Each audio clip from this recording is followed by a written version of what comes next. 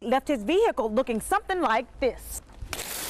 To get the real scoop on superstition and the unknown, we turn to Gabrielle with psychic Erica. However, it was her backlash that actually grabbed everyone's attention. Criminals are spreading viruses that could lead them straight to your bank account. On a rainy day just like this, they literally have to slap on rain gear and boots just to do something as simple as make it to the mailbox. Auburn versus Alabama has nothing on these teams. I'm talking about Hoover versus Vestavia Hills, baby. Kids and the kids at heart all agree it's all about family, fun, and no sun.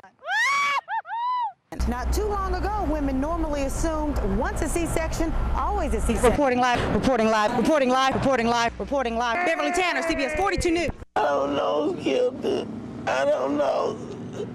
I know he's dead. Emotions ran high here in Avondale as Shirlette Everson learned of her only son's death. A lot of anger and pain and disbelief. Somebody could kill my baby like that. Officers received information that there were 2 deceased persons inside the apartment. After they arrived, they located 2 victims inside, both black males suffering from gunshot wounds. The coroner identified the 2 victims as 60-year-old Robert Earl Littlepage and 30-year-old Anthony Everson. Family members say Anthony grew up in this area, so it wasn't unusual for him to be hanging around here. However, his mother tells us she tried warning him about being nice to everyone he meets. I couldn't see why he be hanging down here. I told him these folks ain't his friend, but he's so friendly. Officers say the shooting happened late Monday night inside the apartment, which neighbors say belonged to Robert Littlepage. Who killed them and why is still a mystery tonight. For family members, the loss is overwhelming. He's my only child. Lord, what am I gonna do now? Beverly Tanner, CBS 42 News. Not only am I looking for fans supporting their team, I'm looking for the team's biggest fans. And Sherry, let me tell you, that was not an easy task. As Hoover girls prepared to take on Jeff Davis, I was on the hunt to find the biggest, most loyal Hoover Buccaneer fan. Why are we the biggest fan? Since you're such a big fan, where's your Hoover shirt?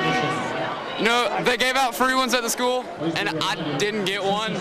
Doesn't sound like characteristics of a true fan to me, and students agree. He really doesn't actually go to the girls' basketball games. I actually go to all of them. And just as it appears that we may have found our winner, I try to make it to at least half of every single basketball game they play. Now, did you catch that? Let's do a quick rewind. I actually go to all of them. I try to make it to at least half of every single basketball game they play. Not exactly who we're looking for. Now, as we move on, we find the cheerleaders doing their part and the onlookers watching the game carefully. And of course, I'm not showing any favoritism. Well, not for real.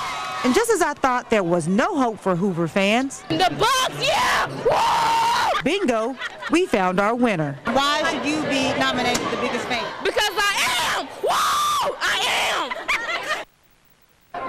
Now, that is what I call a fan. And those fans did pull the Hoover girls through. They actually won their game, and we'll have the details on that later on in sports. And remember, if you can't catch the game here at the BJCC, you can always catch it online at CBS42.com or 42.2. We're now reporting live at the BJCC. Beverly Tanner, CBS 42 News. 200. That's how many businesses Greenville County law enforcement and officials with the Phoenix Center plan to test. They want to find out who's breaking the law when it comes to selling minors alcohol. Police sent this teen inside several stores to try and buy booze, but to no avail, which is not a surprise to organizers of this operation. Well, we've been in the stores a lot, and the merchants are really doing a good job of not selling to minors. In fact, since teaming up in 2002, the number of merchants selling alcohol to minors dropped by 30%. After 15 tries, Handy Mart and Tony's Discount Liquor both sold the informant this alcohol, and they were charged for it. However, adults buying alcohol for teenagers is still a major problem officials face. 19-year-old Jessica volunteered to help with the sting. After her first try, she almost had an adult to buy for her, but tells her he forgot his wallet. After 5 other tries, she was asked to leave the property.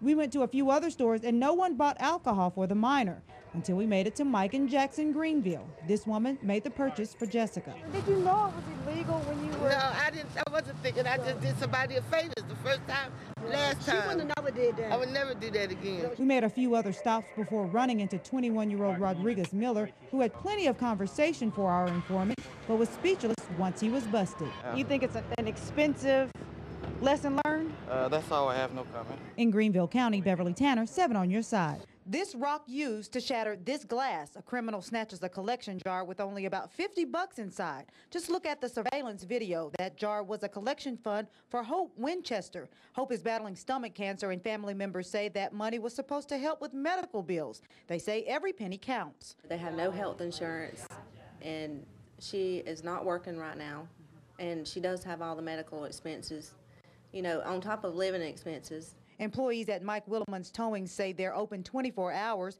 and normally would have someone there. However, on this particular night, no one was on site. What's even more mind-boggling to them is that the jar was all the thief took. If anything, they could have taken, surely not somebody's fund to help them out. I mean, they could have taken anything but that. I mean, that's to me is about like smacking a child in the face. You know, they could have took computers or tires or anything, and they took the jar, you know, and it had her picture on it, and it tells she has stomach cancer and, you know, 2 kids. Although the jar of money won't come close to paying Hope's medical bills, family members say every dime counts towards her recovery. Every cent counts with us, but when someone's sick and they have nothing, you know, I just really feel like that is heartbreaking. The towing company does not plan to put out another jar, but they do plan to take a little out of their own paychecks to help with the financial battle, while Hope fights a more important battle. In Greenville, Beverly Tanner, 7 on your side. Good evening, I'm Beverly Tanner. Sherry Jackson has the evening off. Thanks for joining us. Tonight, movie ticket prices are headed up again. Will your family be able to afford an evening at the movies? And local dive teams get expert help from the West Coast. CBS 42 News starts right now.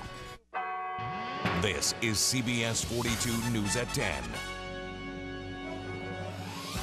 It is one of the very difficult decisions parents have to make when to allow their children to have a cell phone.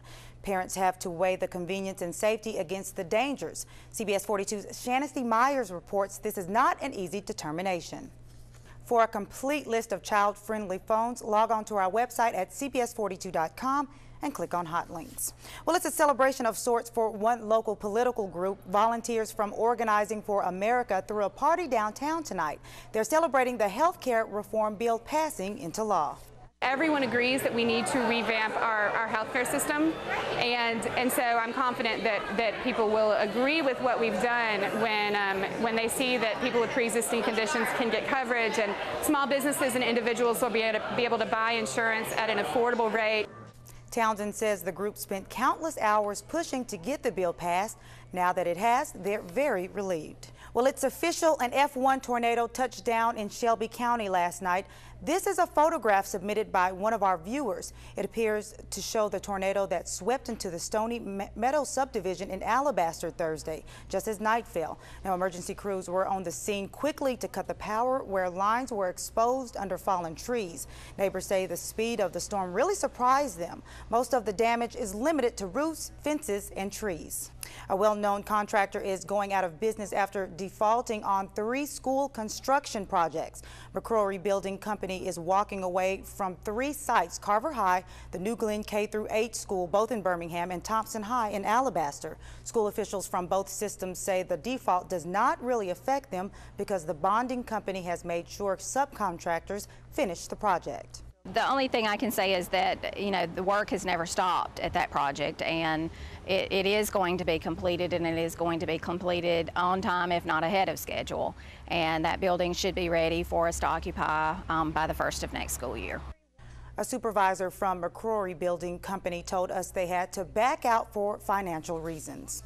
Now, police in Chattanooga, Tennessee were stunned when a dog attacked one of their squad cars. Now, take a look at this video. The boxer pit bull mix actually tore the bumper off the car and chewed on the tires. All police could do was sit by and watch. Now, the dog was eventually taken into custody. After a court appearance, the owners of the dog were allowed to take it home, but a judge ordered them to put the animal in obedience school.